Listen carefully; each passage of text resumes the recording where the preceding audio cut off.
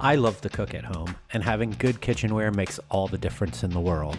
Not only does good equipment make prep and cooking easier, but it makes it more enjoyable. This is why I am a huge fan of Made in Cookware.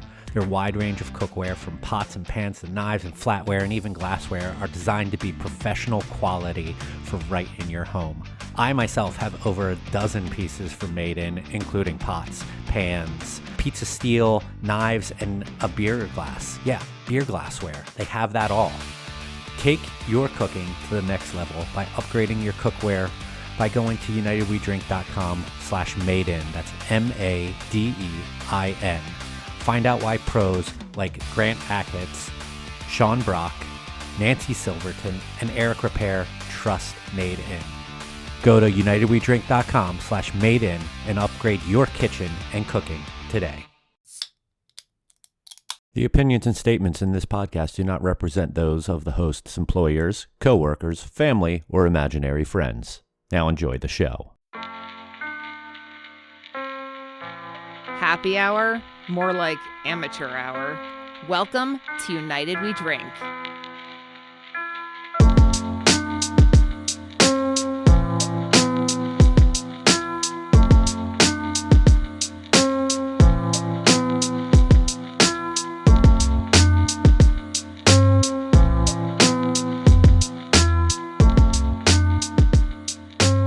Hello, everyone, and welcome back to a brand new episode of the United We Drink podcast right here on unitedwedrink.com, as well as Apple Podcasts, Spotify, Stitcher, Google Podcasts, Amazon Music, and wherever fine podcasts are found. My name is Mike Urevich, and I'm not going to say anything about me being tired or anything like that. So there. Are you not tired? Are you just bright-eyed and bushy-tailed? I very much am. I'm just not going to say anything. Oh, fuck, I did it. I said it. It was my fault. I screwed you up. Yeah, it's okay. I guess I'm still weak-willed in the mind to admit it. With me is now honorary Canadian Kevin Abbott. Yes, I just returned from Toronto visiting family and for one of my wife's conferences. So we were in Toronto for about 6 days. It was really, really lovely, but it was really, really cold. And then I got sick the last 2 days and spent an entire day just in a hotel room, which not a great thing to do on a vacation. But I'm doing a little bit better. But I will warn anybody, I'm going to do my best to hit this mute button when I go into a coughing fit. But maybe if you listen normally at like a super high decibel, maybe take it down just a smudge, just in case I don't, blow out your eardrums. But I'm going to do my best. I will say that. You all know the rumors that Kevin's audio, for some reason, is always extra loud for some people. So yeah, for those of you who are those people, yeah, turn it down. For those with sensitive ears, I'm just taking a warning. I'm just when you have been coughing and sneezing as much as I have over the last 48 hours, there are some things that are just involuntary. And we're glad that those are going to be the only involuntary things. Everything else on the show will be very voluntary. Especially that. What are you voluntarily drinking? I am drinking the last of my remastered Sam Adams Boston Lager that we talked about on the last show. And then I've got a couple backup beers. I've got a Waypoint IPA, self-explanatory, but I've also got a Hobgoblin that I recently featured on Old Favorite Friday, which is a beer I haven't had in quite a while that I really, really enjoyed. And it's back here in the state of Florida for the first time in quite a while. I have not thought about that beer in a long, long, long time. I didn't even know that it left. Is that part of the Merchant of Inn? Oh, it's in a can too. Jesus. And pretty well branded. I think they're gorgeous. One of the great things I love about this really beer good artwork is that it's called they're calling it a ruby beer. What is that? I'm not sure, but it's a ruby beer.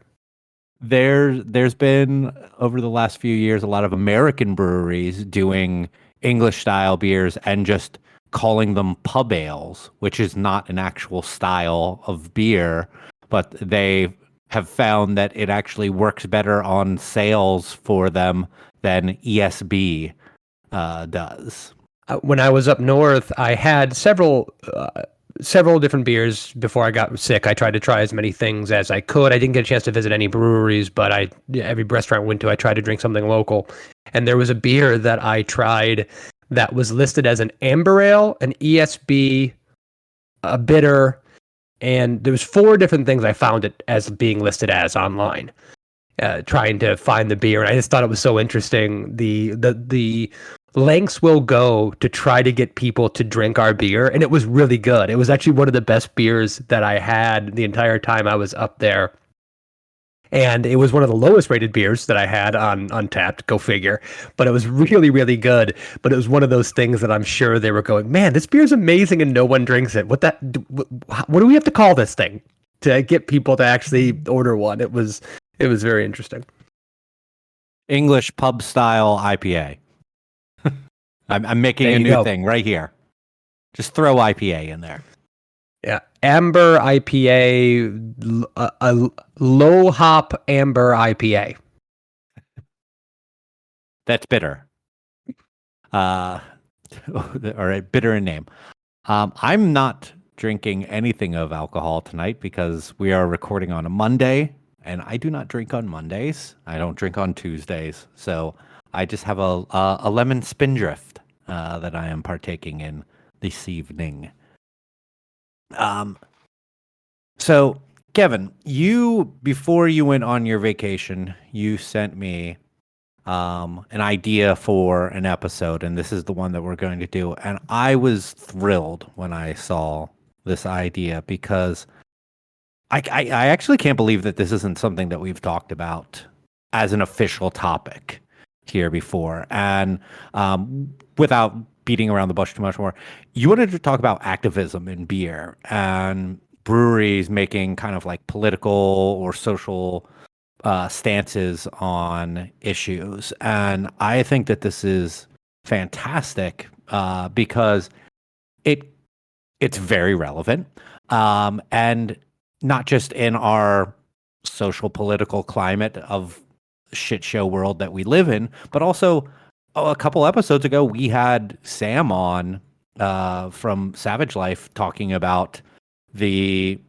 work that he does for his community, and it just made me think like this kind of goes hand in hand with at least my belief in breweries and what I was agreeing with Sam with, that if you are a business, not just even a brewery, but for argument's sake, a brewery, to me, if you're going to be a part of a community, you need to be a part of the community. And that means being a part of the struggles and of that community and the people in that community.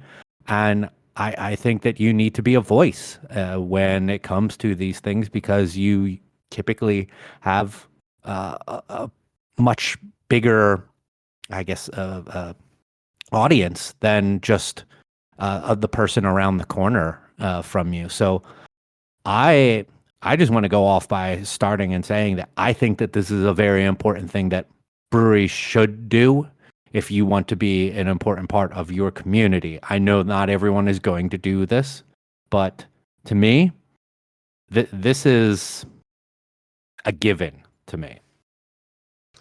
Well, there's a couple aspects of this that I think sometimes we take these two things hand in hand, and they are a little bit different. And philanthropy and political association or support can be similar, but they can also be different things.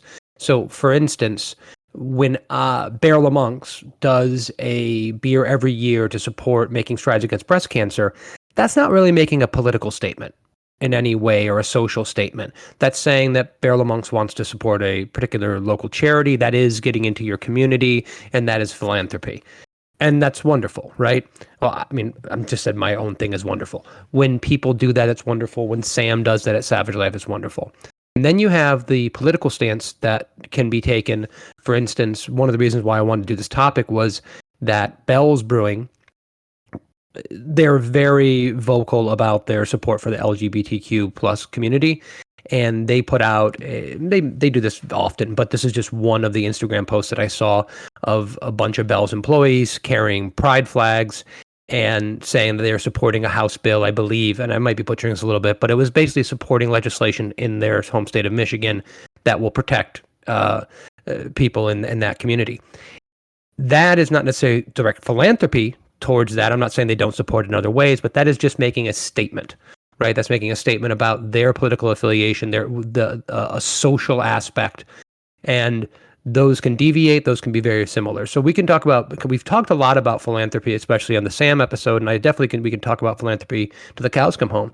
But looking at how you align yourself as a brewery and how businesses choose to present themselves on social media and present themselves to their customers, I think that there's a really interesting conversation to be had there, because one of the places that if you want to get cynical, and I'm not trying to take the cynical point, but I'm just trying to present it as many people as, let's say, in this Bell's thread responses had. There's 100 responses to this. And as you can imagine, some pretty hateful, awful, terrible things were said.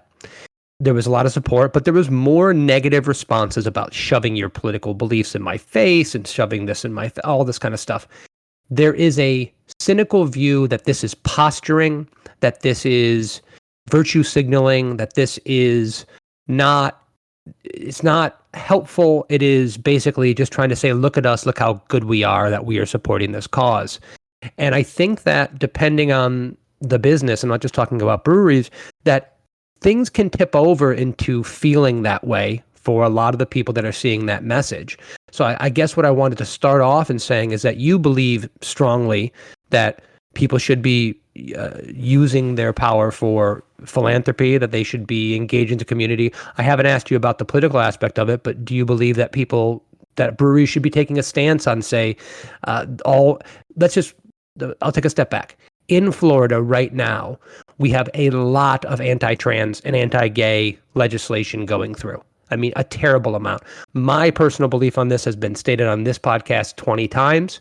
I'll restate it again. You'll get my gist by listening to how we talk about this. Do you think that your brewery, other breweries should be taking a stand on these issues? I cannot speak for the brewery that I work for because it is not my brewery. Mm-hmm. I don't get to make decisions like that. So everything that I say is from a personal standpoint, and from a standpoint that if I had my own brewery, let's say how I would go about things, and I do think that it is, especially with the way that I would run a brewery, as being a gathering place, a place of community. Like I said, it would be wrong of me to not stand up and help people who are a part of my community, because those people, no matter what, are a part of my community. Whether or not I necessarily see them or not, they are there. They are people. They are part of our neighborhoods and our intermeshed being. So I think that it is important to speak out when human rights are being taken away. And I don't think that you need to be 24/7, like pretty much going through the news cycle on your feed, but for things that are important like that, like trans rights, like gay rights,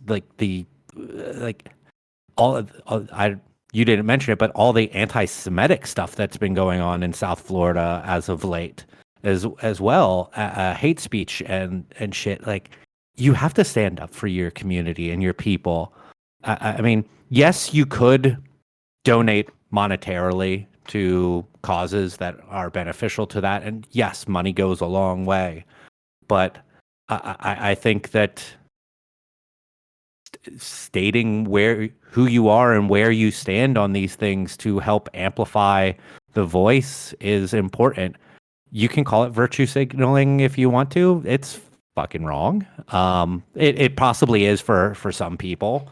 I definitely know of business owners who have used a cause as a means to just drive business to their company, as opposed to actually trying to draw awareness, raise money for a cause.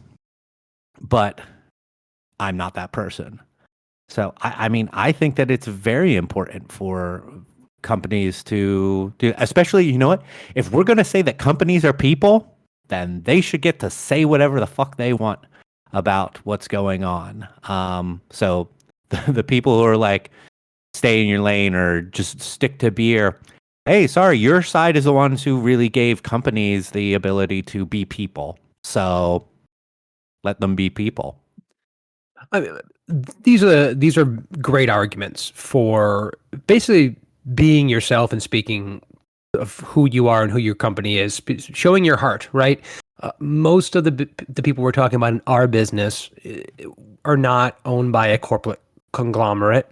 I'm in a unique position because there's 4 partners in the brewery. Many breweries are one person or one majority owner and a financial backer. There's a lot of individually driven breweries, at least ones that I know of. Maybe it's a minority and it's a small sample size that I'm involved in.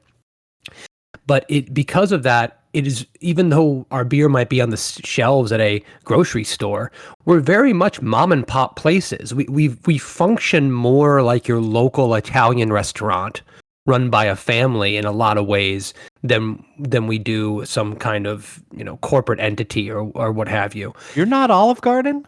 We're not Olive Garden, not yet. But when you are a barrel amongst your family, I think a lot of people are surprised when a business takes a stand and they want to, when that goes against their principles, they are quick to say, stay in your lane. It's every athlete, everyone that is saying something you don't agree with. For the most part, people will say that exact same thing. Now, when someone is saying something they agree with, now I'm going to start supporting this company 100%, and this is where I'm going to go spend my money. That's the echo chamber, and that's kind of hypocrisy. I mean, that's plain and simple. I, myself, wish that my brewery could be more outspoken towards my beliefs. The issue is that my beliefs oftentimes conflict with my partner's beliefs, not on big social issues, but on minutia and things of that nature. So I don't have the luxury. I mean, even though I am an owner, I'm very much in your camp in some ways, Mike, is that it's not my decision on whether or not we're going to speak out about an issue or put out a solidarity tweet or Instagram post or what have you. Is got to go through different filters, and we have to decide whether or not that's what the business wants to do. But when you're looking at as a business of how you want your company, your face to be, and you are viewed through the lens of cynicism that you were just doing this to get likes, you were just doing the thing, I find that really disingenuous. I find it more helpful in my personal life to say, I take everything on face value. I'll take every single cynical, I'm just doing this to get likes, and just say, that's your heart. I appreciate it. Thank you for telling me where you are, and I can support you or not support you. Yes or no. I can make that decision. I personally there's multiple brands that I don't engage with anymore. I used to drink Yingling lager constantly. That was my go-to lager in my fridge for years and years and years. It was helpful. Also, I love the fact that the Yingling that I got was brewed in Tampa. I thought that was great. When I believe it was Dick Yingling, somebody from the company came out and said they supported Donald Trump for president, I stopped buying Yingling beer. I did not want my money to go towards somebody that might be giving money to Donald Trump for an election campaign. Now, am I a hypocrite in the fact that I also buy groceries at Publix? Hell, yes, I am. Because Publix funnels tons of money to the Republican Party and has funneled tons of money to Donald Trump and Ron DeSantis. So I'm not trying to say that I'm spotless on this. I have to pick and choose where I spend my dollars. I have to pick and choose where I do my grocery shopping. And I'm not always true to my principles, but in certain instances, I've been able to kind of put my foot down on this. Recently, Walgreens stopped selling over-the-counter birth control in their stores under pressure from Republican states. My wife and I decided from now on we're a CVS family. We're not going to support Walgreens going forward. We can make some of those decisions. And so there's real repercussions for these businesses that do that. And when you look at someone like Bell's Brewing, who comes up and makes this statement, how many of those people are going to stop drinking their beer? Does it matter? Is that something that should come into the equation for you? I think it depends on size, but for the most part, like, this will not be but the smallest potential blip on the radar of sales for Bell's, if anything at all. Hell, they might even bump up a little bit. Who knows? But I think in the end, really, it's no, because I see all too often so much of this loud yelling is usually coming from people who, one, aren't real customers. They don't drink Bell's beer. They don't buy the product of the company that they are the ones who are virtue signaling. Or they are so casual in their buying of that product, it isn't going to be a huge hit. If you buy 2 6-packs of Two Hearted a year, they're not going to miss your money. But I think that even smaller companies too, that they can deal with that. Like, I mean, I wouldn't care if 25 people were like, we're not drinking your product ever again. Like, all right, cool, fine, whatever. I'm not going to change the way that I'm going about things. And yeah, so I think that you got to stick to your guns. If you're gonna go out slinging, stick to them. And you probably thought about those potential repercussions before you put those things out there, before you decided to be a company that is going to take stands on certain issues. Like, yeah, So in your opinion, is it the fact that the business owner, the decision maker, should be in a position where, listen, if this is a personal, moral aspect of my life, this is something that really, really deeply resonates to me. And I'll use the example of LGBTQ plus community, mental health awareness, things of that nature, which is very important to my family. Women's reproductive rights, very important to my family, something that I've made a personal decision, and my wife has made a personal decision about stopping our spending habits at a particular place. Once you come to that personal moral place, should the possible repercussions of what it could do to the business be part of the equation, or should it not matter? Should it just be a moral decision by a company? I'm sorry. Let me give you an example. You were talking about it from a consumer standpoint, and then you said, "Well, I was giving you as a business standpoint. I was just giving you an example of the fact that Walgreens is going to lose business because of their position, right?" I did flip back and forth. I'm talking about it from a business standpoint. You are Mike Urevich. You're running your own brewery. Are you taking the possible repercussions for any of those decisions into account of what you would speak out on? Or in your situation, would you go, listen, I have this moral standpoint. I want to speak from my heart. I want to show people what this business is about. I want to show this person who I am. And would you would you choose to be vocal on every one of those issues, even if you did think that it could negatively impact? I mean, right now we're in South Florida, and while the cities we live in are in Palm Beach County, which skew a little bit more liberal and are much more accepting of trans people and gay rights and are in general for now, as opposed to the rest of the state. But what I'm saying is it's moving in a very bad direction for us. There is a world in which you come out and say, listen, I support the teaching and talking about transgender and same-sex relationships in grade school. there's a world in which you lose business in Boca Raton or in Boynton Beach. There absolutely is.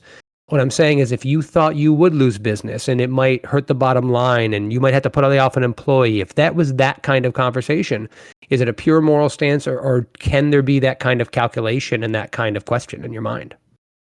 I think that there can be calculation because you can, how you go about saying it is a way that could prevent total like meltdowns from some people. There's going to be meltdowns no matter what, but you could prevent it from a certain. I'm not saying that you have to go kind of like how I am right now, just guns a-blazing without really thinking about it. But no, you should plan out what it is that you want to say, how you want to say it, and put that out there. And like, I'm sure you definitely have to think about what some of the reactions are going to be. It's funny, even for things that aren't social or political issues, I've been known throughout my jobs in this industry for coming up with potential scenarios with how things could go wrong, for like event planning, for tons of things. And you even know from a boss of ours at our previous brewery that he hated that about me, is that I would come up with potential things that could go wrong and like stop thinking about what could go wrong and work on how to make it right. Like in order to do that, you got to look at all the scenarios. But well, that's because you read The Secret and you just have to imagine it and then it happens. But you have to be calculated, yes, but I think that you should still stay. If that is the way you're going to be with your company, that you should stand. If you don't stand for something, you'll fall for anything, really. And stand your ground and just because it's just going to be that one post, maybe it's two, where you get some shit talking and you just got to weather it and let it go by. I just want to reiterate, you just said stand your ground. You were saying that you were for stand your ground laws in regards to personal handguns and the fact that you can use deadly force. That's what you just said. I just want to make sure we understand that. Sure, if that's what you think you heard. Sorry, that was easy. Sorry, Mike. It was. So I want to shift gears because I've had, I guess we're not really shifting gears that far, but so because my wife has worked with a lot of charities, and she's in a position in her university and in a group setting with other mental health counselors, where she basically is leading a group on kind of decolonizing curriculum for her university. She understands activism in a different way, let's just put it that way, than I do, because she's actually kind of on the ground with it. And because she's also a psychology major and a mental health counselor, she understands a lot of the ways that kind of this works with our brains and how we can relate things to people and how things can be taken differently. One of the things that we want to do in these, and I'm saying this genuinely, I know a lot of times when I'm having these conversations with you, I'm throwing out like hypotheticals that seem like I'm not with you and I'm being, contrarian. That's not true at all. I'm actually completely on the same side that you've been talking about, but we want to show that we're aligned with these ideas so that more people see that normal, everyday Americans, whatever the hell that means, support this, right? We support transgender rights, not because we're trans, and not even, I hate this whole thing, like, as a father of 3 daughters, I won't stand for this. No, as a father of no daughters, I won't stand for anything that's going to go against women's reproductive rights. You don't have to know someone in the trans community to support the trans community. Yeah. We want to show that we support, we stand with, we will vote, we will use our vote to put forward people that will fight for legislation. And I think that's what we, in our best case scenario, in our social media posts, are going to say and are trying to display for people. But one of the aspects that happened in the Black Lives Matter movement and the black tiles that I can't remember how long ago it even was, but it was 2020. Was it 2020? Jesus, how time flies. Business after business put up a black tile on that particular day, and it was supposed to be a blackout on social media. And one of the things that was feedback from the Black Lives Matter movement and from social activists was that this was not meant to have you show solidarity with us and show your wokeness, quote unquote. It was actually to try to get less social media feed so we can put information out there without the noise, without anything else going on. So, we can have a voice. And what ends up happening is you have all these businesses putting up black tiles saying that we support this, but in some ways was actually taking away some of the charge, some of the voice of what they were trying to get out there. It's a potential negative outcome of really, really well-meaning people trying to do well. But there is always an aspect of, while I'm trying to say I support something that I don't have a lot of information on and don't have a lot of places to guide, I really should be letting the people in that community lead the charge. And those are things that butt heads sometimes. And those are the things that I talk with Allie about. And she says that, it's really complicated. Being an advocate's really, really hard. Oh, yeah, it is for sure. And that's why, back talking about a couple episodes ago, I think you jokingly called me a social justice warrior.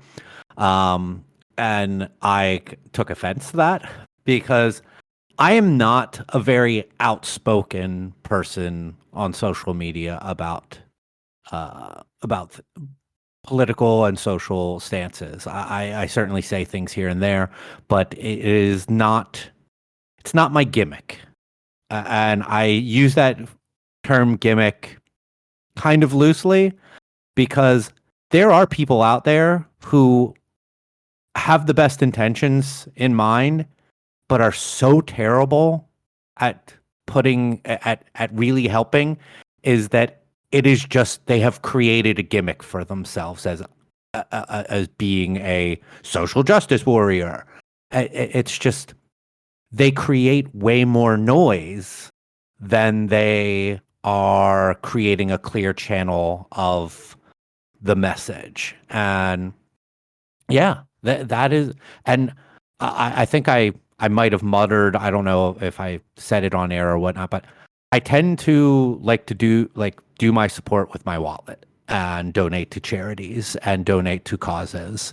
Like during 2020, I donated to a lot of social. My wife and I donated in 2020, the year that the world went to shit. We donated more to charities and causes than I know I ever have in my entire life. And because we felt like it would help. And that's the way I tend to want to do it. But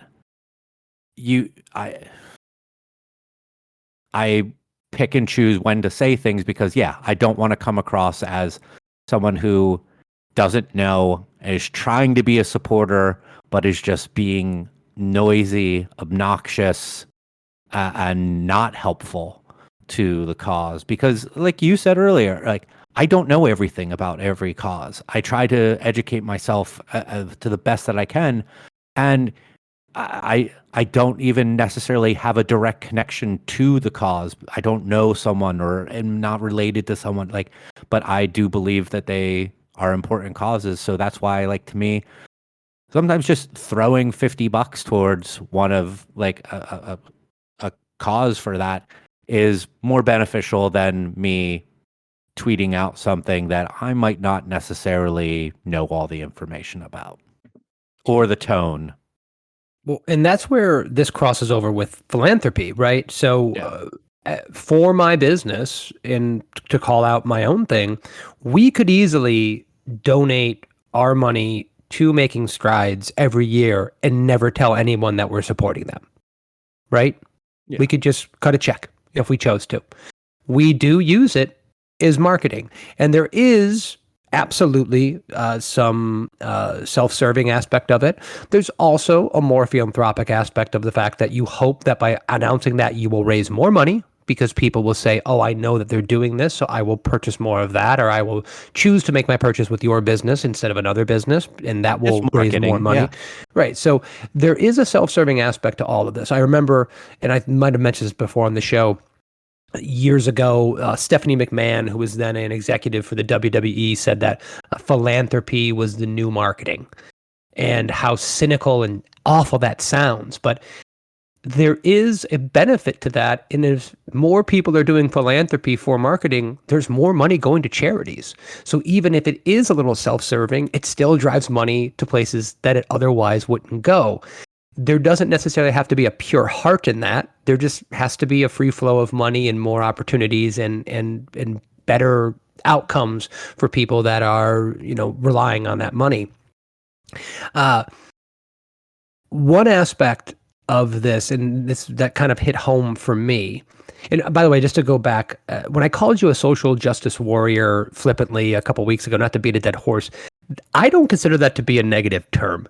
And I would be fine with someone calling me a social justice warrior. As you have told many people, and we've said many times, you'll never see me talk about it on social media.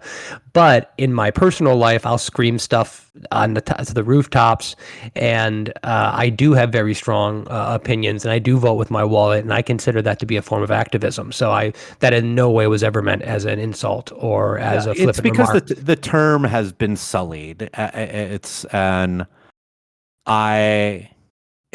It kind of does go along with those activists who just really don't know what they're doing. That's kind of like the term. It's an insult in that way now. It's also like why I don't like the term woke, really, because it's so dumb. It's been even the people who are on the right side use it in such a dumb manner that has nothing to do with the actual origins of the term. Now this is just some dumb fodder word, and I'm like, you'll never hear me say that word.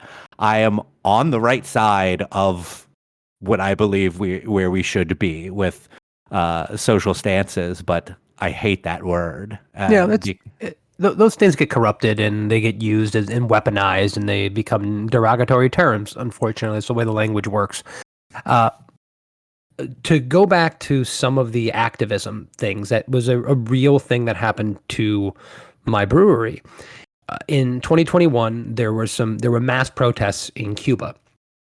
Basically protests of people against the Cuban government. Pretty much because it's a socialist country, and you could pick a litany of things that the people were protesting against. Problems with COVID, financial aspects, human rights violations. And this was a big deal. It was one of the biggest protests and pushbacks against the government in 20 years, 30 years. And this was all happening. And we have a beer called Single in Havana, right? I never even thought that we would make a stance on this, and I will go back and say we did not put a black tile up on the blackout day for Instagram, not because I personally don't support Black Lives Matter, I do, but because our company has never done anything like that before, and it wasn't even really a conversation. I don't think we posted anything that day, but we didn't. We were the same way. We didn't make a post. Yeah. But it wasn't something that we decided to take if this is a term, take a stand on, because we've never done anything like that before. So we didn't think to do anything about this, but we do have a beer called Single in Havana. And I want to remind some people who don't know that my wife is a first-generation American. She is the daughter of a Cuban immigrant, refugee, really. So what's going on in Cuba is very important to my family. And very emotional, and it's a big deal, right? But it wasn't even a thought of ours to say anything about what was going on in Cuba. And then we got a lot, and by a lot I mean 5 to 10 people, posting videos about how we are stealing and appropriating Cuban culture and making money off of it, and we don't even have the balls to stand with the Cuban people. It was, once again, a few people with a good amount of followers and that were loud and posting multiple videos. I mean, it wasn't just a passing thing. It was kind of aggressive. And by the way, I don't think they did anything wrong. I'm saying it's an aggressive tactic because that's the way it felt at the time. I don't think that once again, they did nothing wrong in saying what they said. But we were taken aback. We had no idea what to do with this. We've never put anything out politically whatsoever in the history of our brewery. At this point, we'd been 7 years old. And we're having this conversation. And we're like, well, how do we respond to this? And we came up with the best ways to tell our story of why we named the beer Single in Havana, which is a combination of the fact that I do have a wife with Cuban heritage and the fact that we had a restaurant that was Culata in Fort Lauderdale that asked us to create a beer for them, and it kind of an amalgamation became a guava single and blah blah blah, right?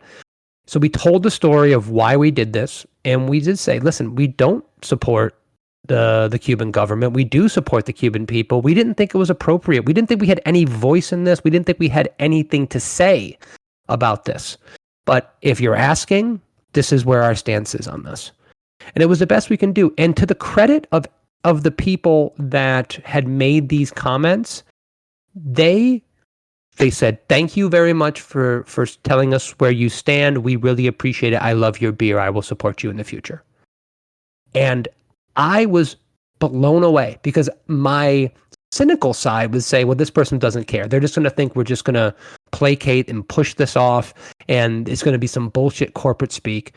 But they actually asked a question of why won't you stand up and talk? We told our story, and they said, okay, that's satisfying to me. It was one of my favorite things that has happened in the business, in kind of affirming my belief that people are good and aren't just out to get you. And it was a nice story, but it also highlights the fact of how fraught this landscape can be. Yeah. I didn't know that story. Thanks for sharing that. Yeah, and it's a big part of this conversation. Is every one of these causes, every one of these political affiliations, they're part of a greater conversation of where you want to be, how you want to position yourself as your business, and who you want to alienate potentially, and who you want to support, who you want to prop up. Yeah. On this whole topic, I feel like I would be remiss if I didn't amplify something myself. I saw this a few days ago.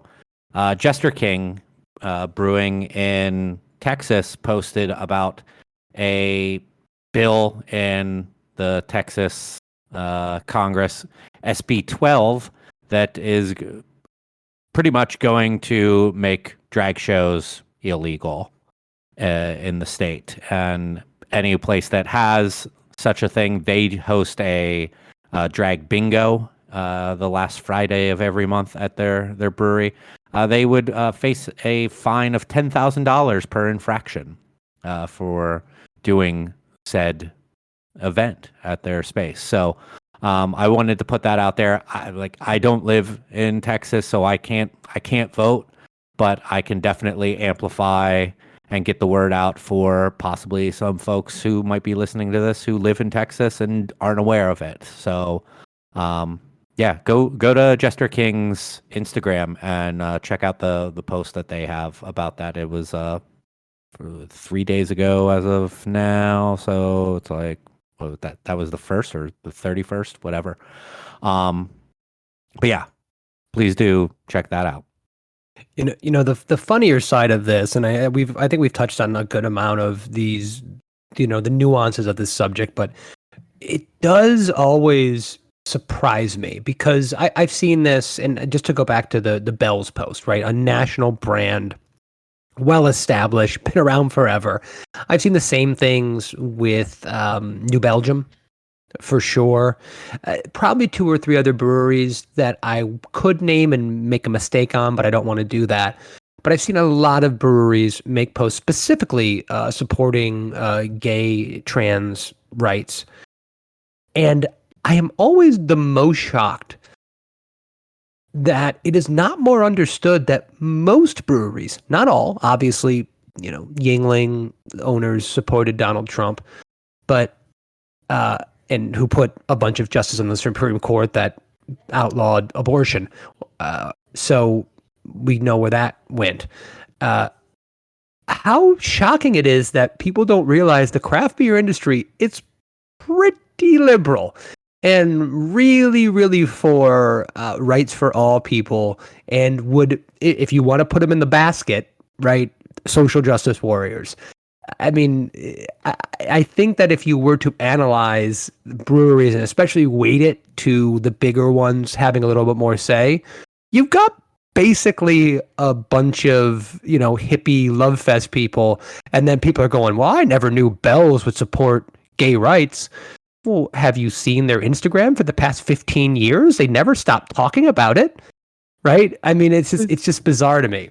It's the same thing for athletes and for Hollywood, like film and TV.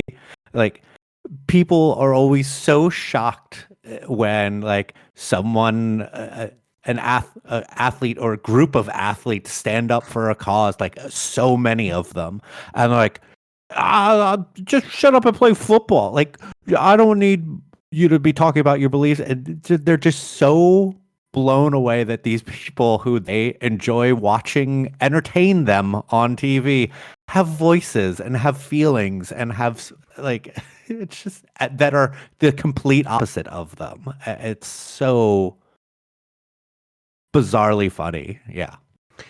Is there any danger, Mike? And I'm probably asking you a question that you can't answer, not because you don't got a big brain and you're not a smart guy, but is there any danger in the fact that when you stand up, and I'll talk about trans rights specifically, because I know people that I love that while they may not be in direct support of what's going on in Florida right now, but in passive support, they're worried about talking about trans issues with a kid in 6th grade. They're just worried about it. They think it's too much too soon. They don't understand it. Their heart's in the right place, I do believe, but it's new, it's scary, they don't have the information. Is there a worry of alienating people that otherwise you could build a coalition and teach things about by basically planting your flag and driving them away? Is that at all part of that conversation? I think it is, because there's probably a lot of people who are like that, but I think what that boils down to is there is a fear of what you don't know, and I think that's ultimately probably well over a majority of why people are like this, is that people are afraid of what they do not know. Do not want to take the time to understand it, because they are afraid that it may change something about them, and they only want to be what they are. They don't want to change. They see that as a negative thing. And I think so many people, like myself included, we sometimes we need to get the fuck over ourselves and be willing to admit we do not know everything. We do not know the best course of action for everything.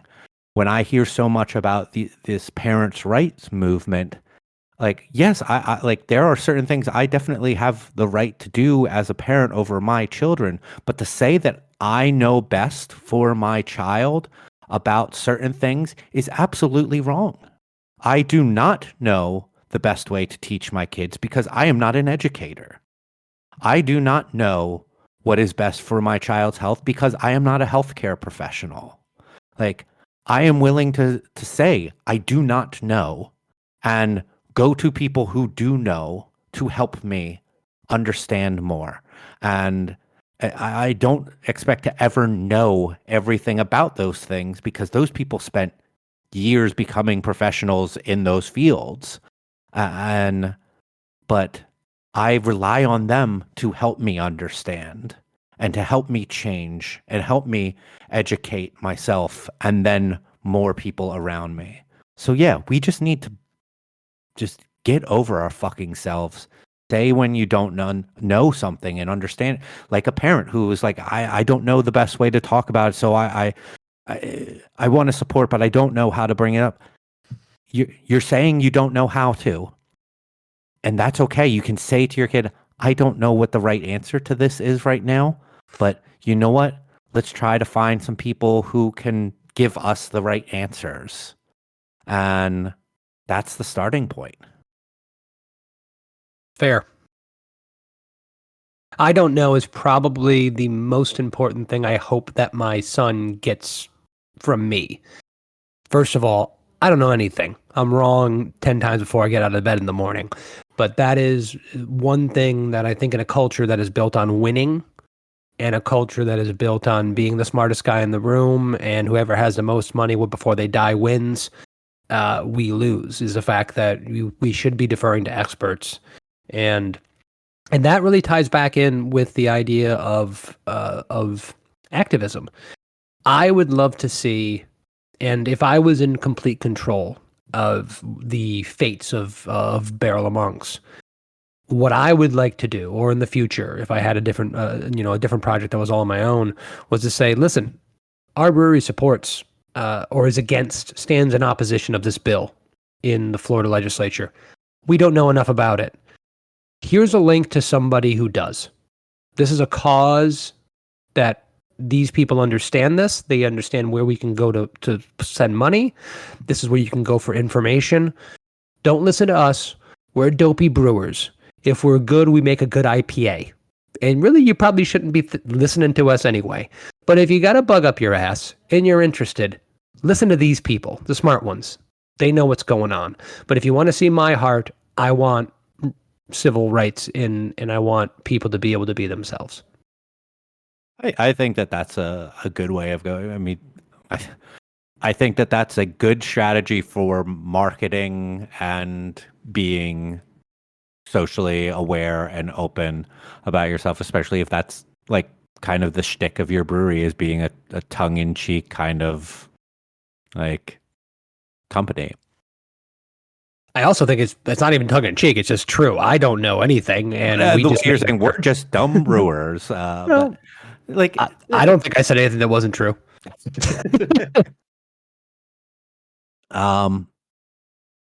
Is there any other part of this that you think that we missed? No, I think we covered all the things that I was thinking about. I think it's a good topic, and I think that there's no one good answer. And I know how many people are in the industry here, and I'm sure there's some people that have been very outspoken and some people who have not. I don't think there's a wrong or a right way to do this necessarily. I think being yourself and representing your viewpoint, your brewery's viewpoint in the best way you can, you have to be you. I think having these conversations, talking about the best way to do it, and maybe being able to present things like you said, Mike, I think earlier on, in kind of a calculated way that sounds cynical to say, but how do I present this? Because I don't want to alienate everybody. I don't want to say anyone who supports this is a monster. I want to say we are in favor of this and we want to amplify a voice. But I want to bring everyone to the table because ultimately I don't want to divide more. That doesn't help anybody. Yeah.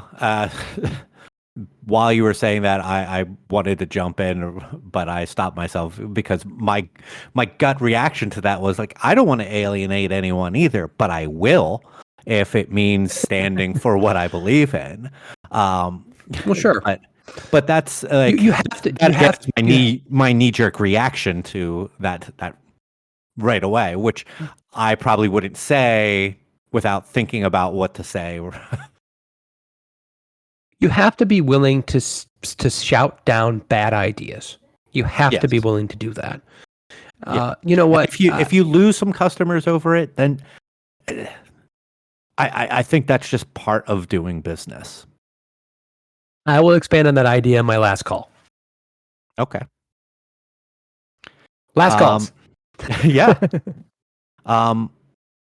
So let's get into last calls. The point in the show where we give each other an unspecific amount of time to talk about whatever it is that we want in the industry, not in the industry, uninterrupted, unopposed, unobjected. I'll kick things off here. I'm kind of going to stay on topic here a little bit. Last week we had another fucking school shooting, and it's just as tragic as everyone before it and everyone that will come after it, because it sure as shit is going to keep on happening. We kept on hearing the same talking points plus new ones, because it was a Christian school. So now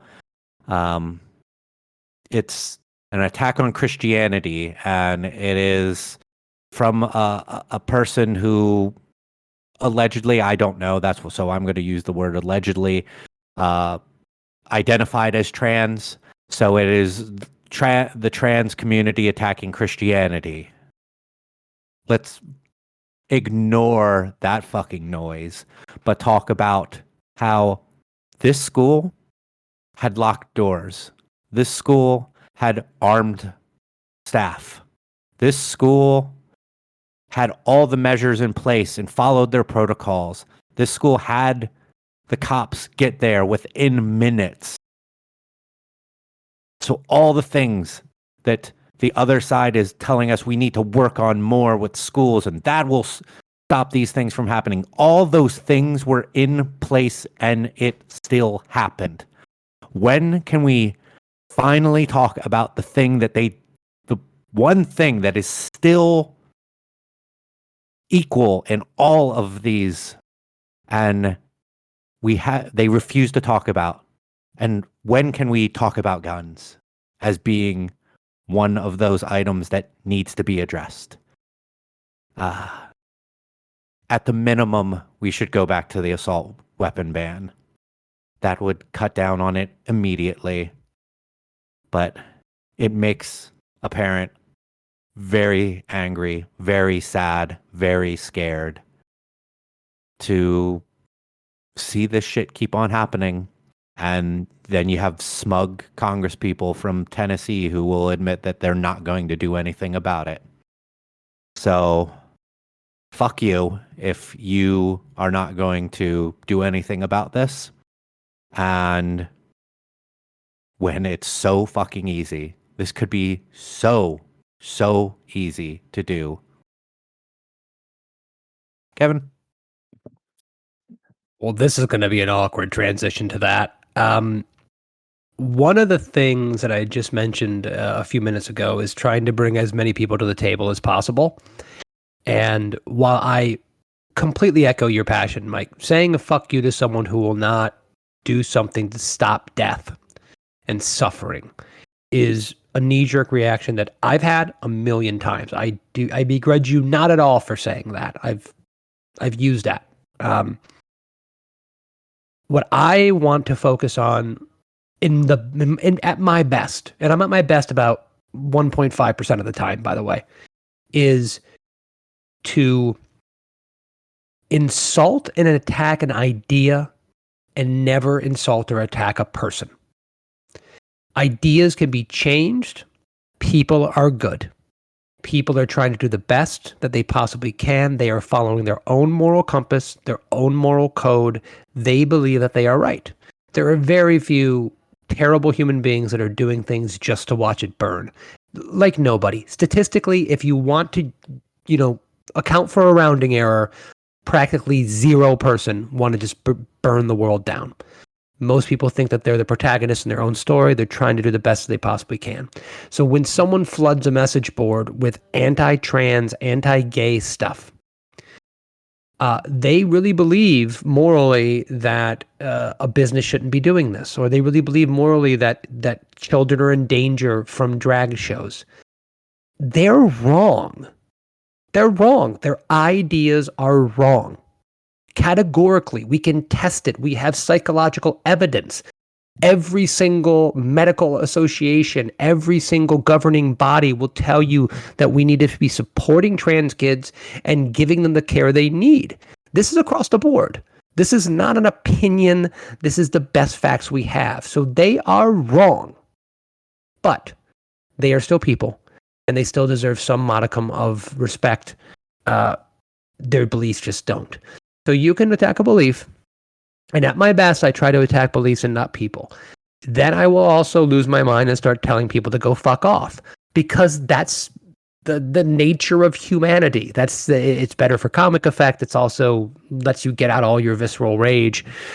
But in the conversations that we're having, and we're talking about these moral stances, these business stances, these things that we want to have our voices heard, if we can try our best to attack ideas and not people, we have a chance of bringing other people along with us. We have a chance of converting people to what we believe is the right side of the argument. So if you can do that like 1% more of the time, 5% more of the time, give it a shot. Okay. Anything that you want to plug, Kevin? Not really. I mean, we've got a beer release coming up in a few weeks, I believe. It's a bourbon barrel version of our barley wine that I'm really proud of. I think it turned out really well. We had a great anniversary party. Yeah, we've got some good things going on at Barrel of Monks if you want to come check it out. But other than that, no. Okay. I will plug pretty well in advance. May 13th is our 8th anniversary over at Copper Point. We'll be having a little celebration, number of beers on tap, 3 food trucks, live music, fun day. So mark your calendars for that if you're in the area. I see that we beat you to the 8th anniversary again this year. Every year we beat you to the anniversary. I mean, next year we'll try. Let's see what happens. Other than that, if you want to follow me, I'm at Mike Loves Beer on Twitter and Instagram. You can follow the show at United We Drink on Twitter, at United We Drink Pod on Instagram. The show's on Facebook as well. You can find the show on all of the major podcast apps, Apple Podcasts, Spotify, Stitcher, Google Podcasts, Amazon Music, the ones that I said at the beginning, plus many others like Overcast and such.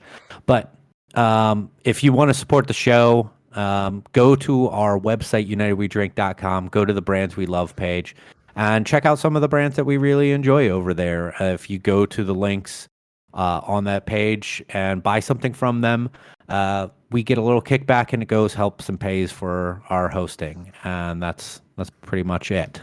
We don't make money from this. We also have a web store, unitedwedrink.com/store, where you can get a shirt, button, stickers, totes, and other fun stuff over there. Other than that, we'll be back in a couple of weeks, and possibly with a guest. We'll see. Cheers. Cheers.